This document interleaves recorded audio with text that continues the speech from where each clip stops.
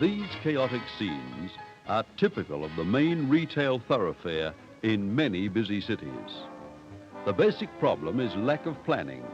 Freeholds have been bought and sold by individuals and developed with little thought to coordination between trade locations, public transport, parking facilities, or street patterns. As a result, city shopping is usually a tiring and inefficient business, and the housewife has very little chance of enjoying it. When she's ready to go home, she either has to carry her parcel some distance to her car or trust to an overloaded public transport system.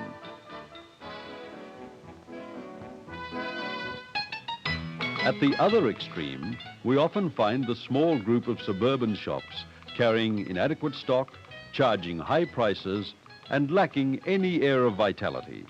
Here is a situation that in this fast-moving automotive age could not last indefinitely.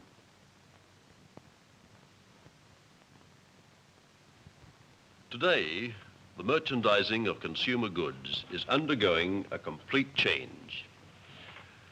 This revolution is caused by the continual growth of new suburbs, which are spreading out further and further from the city centre. Schools, particularly high schools, are being decentralized. More and more housewives are using motor cars, and our highways are becoming more congested. One of these suburbs is Floreat Park near Perth in Western Australia. Here, a recently completed project by the Hammerson Group shows what can be done when private enterprise combines with local government authorities to create a fully integrated suburban community with its shopping centre as its focal point. 3.5 miles from the city and 2 miles from the beaches, Floreat Park began development as a residential community in the early 1950s. By 1963, it was known as the Garden Suburb of Perth. Churches and schools were built, as well as sporting facilities, an oval, tennis and bowling clubs, a public golf course, and an athletic stadium close by. But Floreat housewives still had to rely on city stores for the great majority of their shopping needs.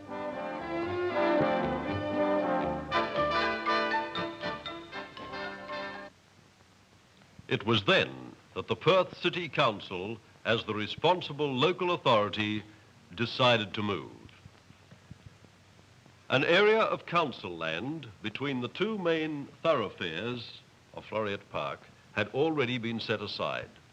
It was to provide for a community centre, a public library, a hotel, 2 service stations, a comprehensive shopping centre, and ample parking for cars. Roads were closed where necessary, and a total area of 11 acres was made available for the project.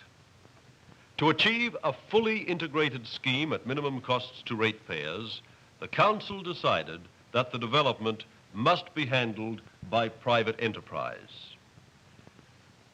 The next step was to call tenders. To avoid interested parties economizing on development costs in order to offer a high price for the land, it was decided to announce a fixed price for the land and to award the tender to the applicant submitting the best scheme for development.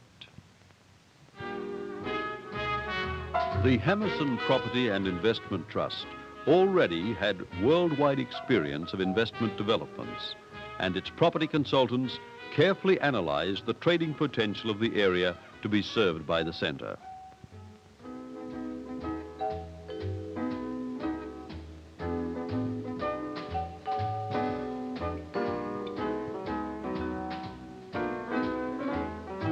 Local architects and other specialized consultants were brought into the team.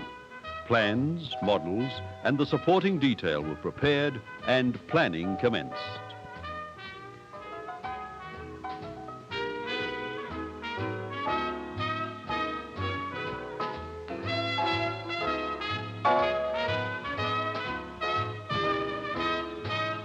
Statistical data flowed in from the various sections, and the shape of the scheme began to emerge. the retail trades to be catered for, the size and location of the different shops, the method of calculating rentals, the necessity of achieving satisfactory profit margins for the tenants. It was at this stage that two of Perth's leading retailers, Moores and Woolworths, agreed to enter the scheme as its major tenants. Their special requirements formed the basis for the design of the shopping mall. To preserve unity of design, the same architectural consultant was engaged for the overall scheme, including the Perth City Council's library and community centre, the two service stations, hotel and area landscaping. In November 1963, the tender for the centre was awarded to the Hammerson Group.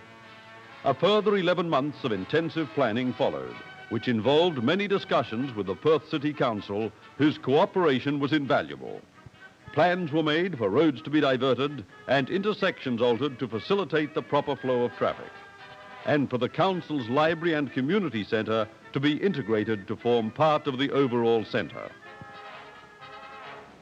Construction work began in October 1964, and on the 19th of February 1965, the foundation stone was laid by the chairman, Mr. Sidney Mason.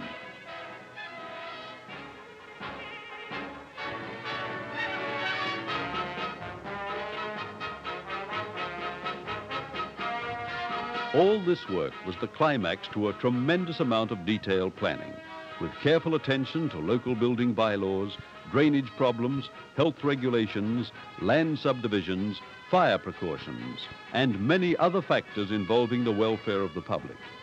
Detailed planning was also essential for the ultimate operation of the centre to be completely efficient. The problems were many and varied, ranging from cleaning, night security, even garbage disposal, to such things as the careful location of the public telephones and the bus stops. Right down to the smallest detail, nothing was overlooked.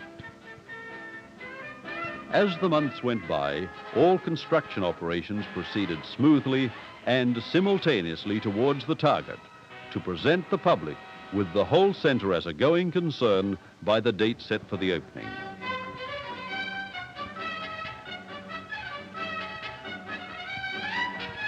Meanwhile, potential Floreat Forum traders contributed funds to a merchants' association, which was partly sponsored by the developer.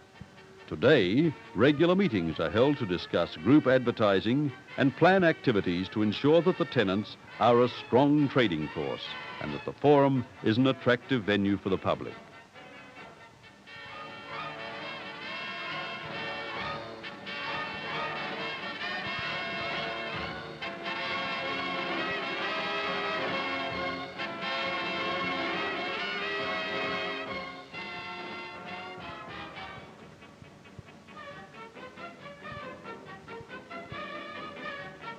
On September the 20th, 1965, the Floreat Forum Centre was officially opened by the Premier of Western Australia, the Honourable David Brand, and the pleasant residential suburb of Floreat Park became a vital, self-sufficient community.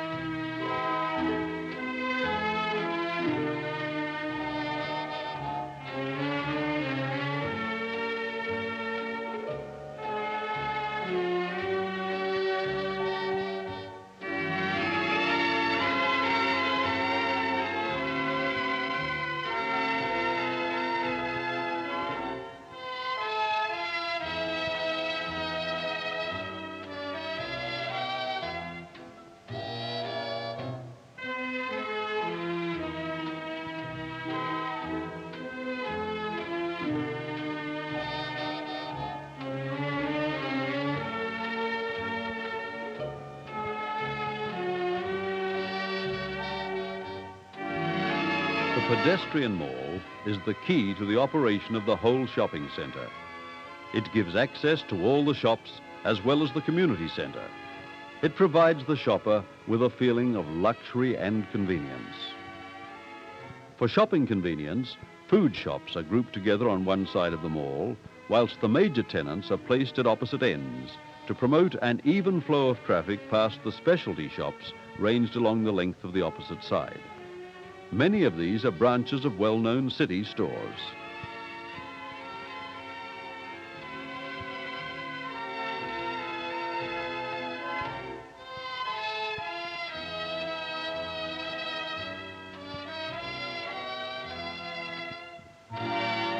Department stores are always fascinating places.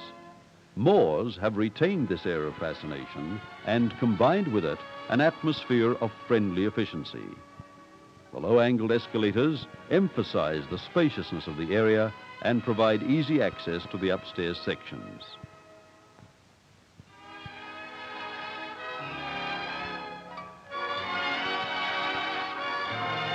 Each afternoon, from its special booth at the northern end of the mall, a popular commercial radio station carries the Forum scene into thousands of homes, a valuable aid to Forum traders.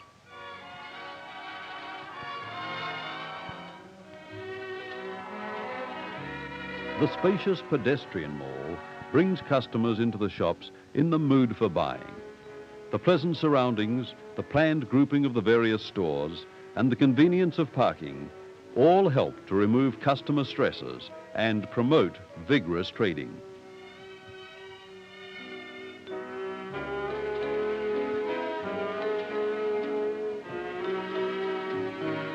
Although the overall design was supervised by the developer's architect, each tenant expressed his own individuality by carrying out his own frontage treatment and shop fitting.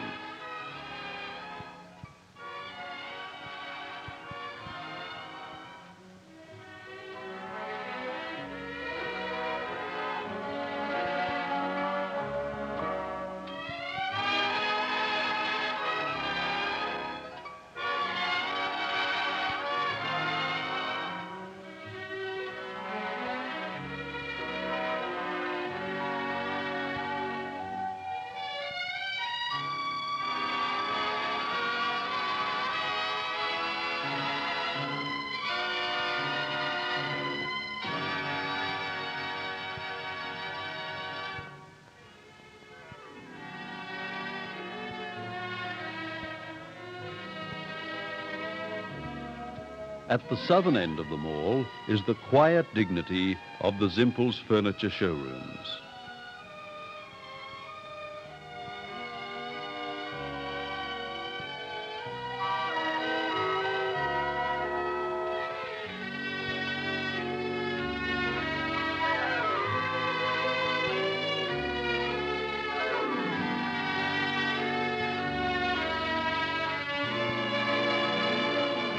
Alongside Zimpel's, the busy atmosphere of a typical Woolworths food fair.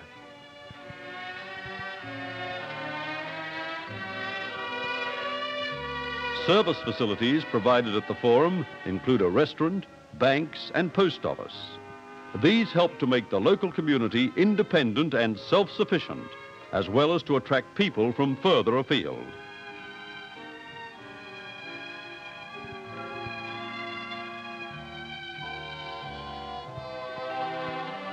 Another aid to shopping relaxation is the children's playground.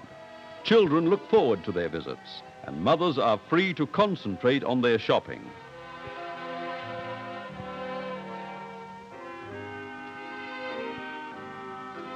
The mall is not only designed for shopping convenience, it also links commercial, cultural, and social activities together by bringing people into close contact with city council amenities, such as an excellent public library and community centre. The Floreat Library is one of the finest suburban libraries in Western Australia and provides a long-felt need in the community.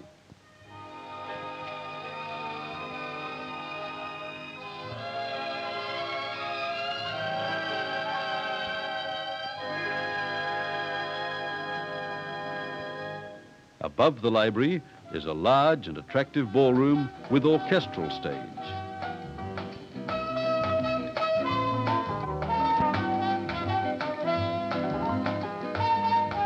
Adjacent to the ballroom is a spacious banquet or supper hall.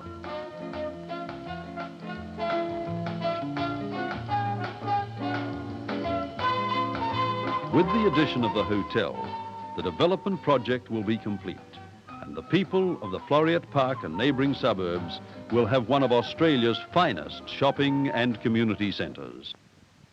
This has been a report on the Floreat Forum, a Hammerson Group development at Floreat Park, Western Australia. Project consultants, leasing and managing agents, Jones Lang Wootton.